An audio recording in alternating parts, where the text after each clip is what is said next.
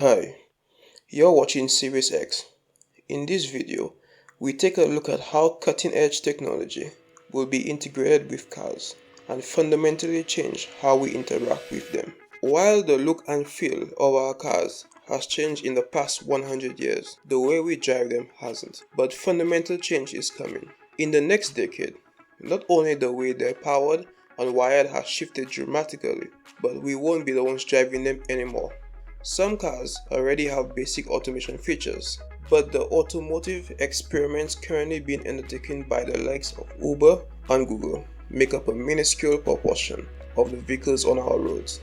By 2040, the standard car will evolve from merely assisting the driver to taking full control of all aspects of driving.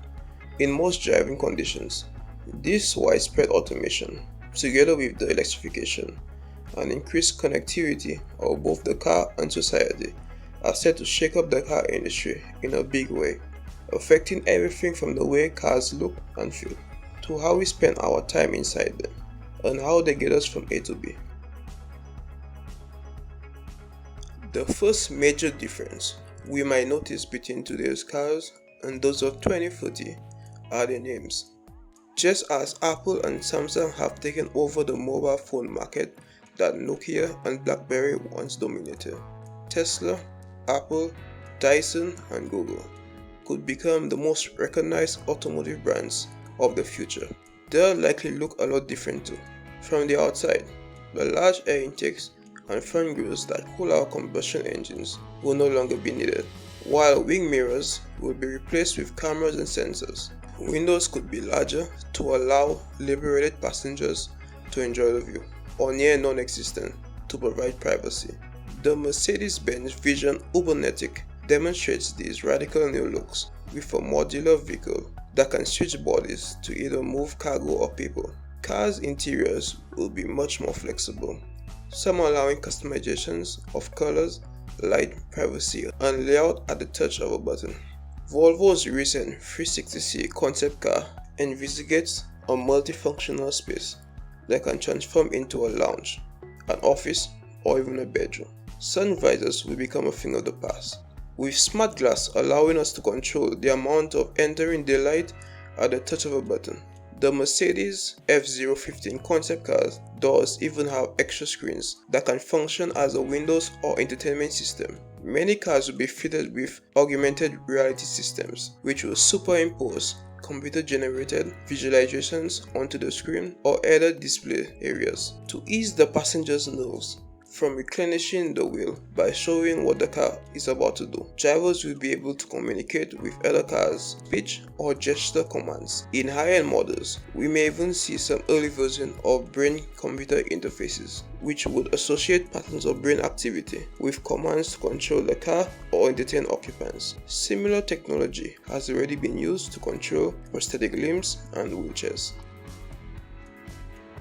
The ever-growing Internet of Things will become central to how our integrated cars move around us and communicate with the outside world. Sensors designed to recognize and communicate with upgraded road signs, markings, networks of cameras, pedestrians, and other vehicles will allow cars to synchronize their movement, minimizing fuel consumption and improving traffic flow. Cars will also be able to help authorities maintain road infrastructure, for example, with tire sensors that notify them of deteriorating road conditions. When humans choose to take the wheel, technology will warn drivers about impending collisions with other road users and attempt to avoid them. Improvements in thermal sensor technology are likely to enable cars to see far beyond the illumination range of car headlights. If sufficiently standardized and legislated for, this technology should substantially reduce the number of road accidents, albeit probably after an initial spike. While rural drivers will probably still own their cars, cities may move away from car ownerships to the use of on-demand vehicles that take the Uber model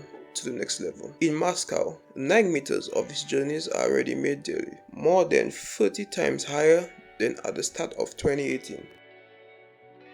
Multiple countries and cities have announced upcoming bans on the sale of new petrol and diesel cars, many by 2030. All of vehicles will still be on the road, so petrol stations are unlikely to disappear by this date. Car makers are already focusing more and more on vehicles that will support the fuels of the future. Precisely what that future will look like is unclear. Uncertainty over whether current popular hybrid cars will be included in the vehicle bans may discourage business and consumers from investing too much in this path. Fully electric vehicles only make up 2% of the global market right now, but as the price drops below that of petrol cars, by the mid-2020s, their market share will surely balloon.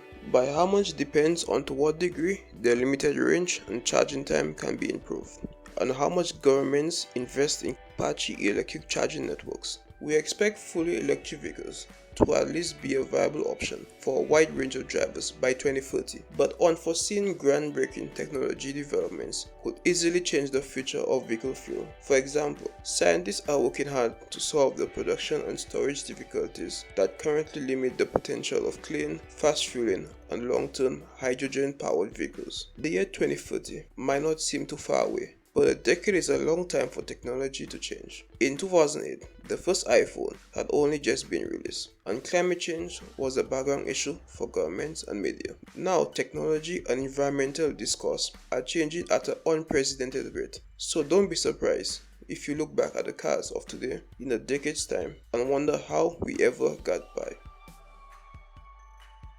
Welcome to the Watch to the End Club. I'd love to hear your thoughts on this topic in the comments down below. If you enjoyed this video and would like to see more content like this, hit the subscribe button and the bell below to be alerted on my future content. I'll see you next week.